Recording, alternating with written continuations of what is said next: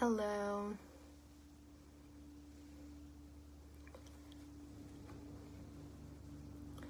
Hi guys.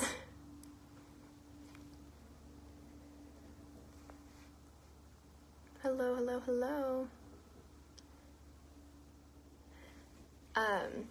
So, hi. I was gonna do my makeup and do the live, but obviously that didn't happen. I'm wearing a lot of makeup right now.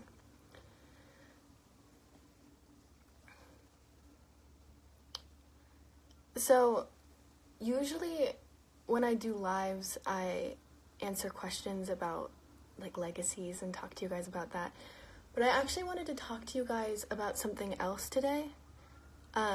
It's something that I've been thinking about a lot, that it's one of those things where a lot of people ask me why I go live so often, and I don't think I can answer that fully quite yet, other than I feel like I enjoy listening to you guys, and I feel like it's just nice to talk to a group of people and be heard and respected and have it be that mutual understanding there, I guess. And there's a lot of back and forth where if I say something dumb, somebody can tweet me and say, like, hey, that was kind of dumb, and I can say, yeah, that was dumb. So, I wanted to talk about I think it was the very beginning, I think it was before episode 3 we shot, I ended up in the hospital because I had such bad period cramps. And I feel like it's really taboo to talk about your period, which baffles me, saying as that more than half of the population gets periods. But so I ended up in the hospital, and I basically was looked at like, you must be on drugs because you can't walk. There must be something else going on because this doesn't make sense. And they literally didn't help at all. It was just, you have a period and you need to deal with your pain.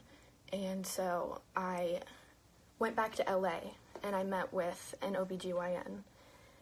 And basically, I wanted to come on here to talk to you guys because the taboo is so strong that it wasn't until after I ended up in the hospital, because I kept thinking it's normal. This pain you're feeling, everybody goes through it, so you're being dramatic if you end up in the hospital. And that's insane to me, because the more that I talked to more women that were going through the same thing, the more I realized that it really is common, and people just aren't talking about it, because the second that you talk about it, you have a guy in the room being like, oh, we're talking about this now, which is why I want to go live, because I know that I have male followers too, so if I can talk to a group of people, it's not just women and it's not just men, it's everybody, and we can have an open discussion about it. Anyways, so I ended up going to an OBGYN, and they basically prescribed me onto the pill, which is birth control, which is also a huge taboo. And I'm not saying that, oh, if you're going through horrific period cramps, this is the answer, because the pill has its own issues with it that a lot of people choose not to do for their specific reasons. But that's what helped me, and it's helped me a lot. And so I feel like the big reason why I go live so much, and the big reason why I feel like it's really cool to have the relationship that I have with my followers that I have, is because I can have this conversation openly with a large group of strangers. I mean, I don't know you guys personally, but you guys kind of feel like you know me personally. And so if I can share a story of something that I know that some number of followers are going through, but maybe they don't feel comfortable talking about it, and me talking about it makes you feel more comfortable. And then I was sitting here going, oh, but Kaylee, don't talk about it because it's a privilege that you can go to somebody who specializes it and you can go on the pill.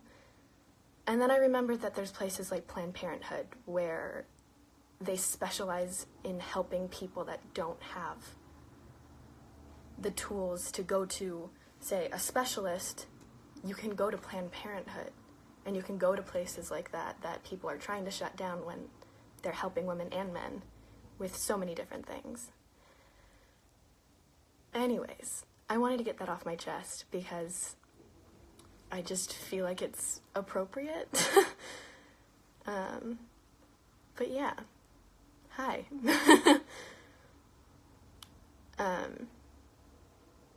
But I feel like with starting this conversation, I feel like you guys can now come to me and we can talk about it openly, because it really did amaze me how alone I felt and how desperate it got, to the point where I was suddenly, Danielle and Quincy both had to take me to the hospital at like 3 a.m. and stay with me for 5 hours for a doctor to come in and say, I don't know what's wrong with you.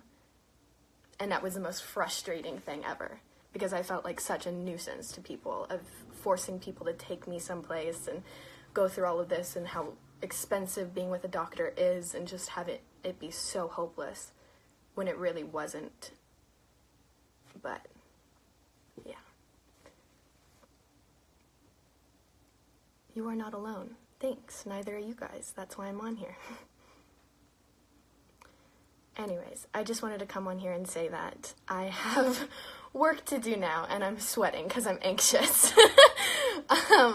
But I just wanted to tell you guys that I want there to be a time where it's not taboo to talk about a period, where men don't feel uncomfortable hearing about it, women don't feel uncomfortable talking about it.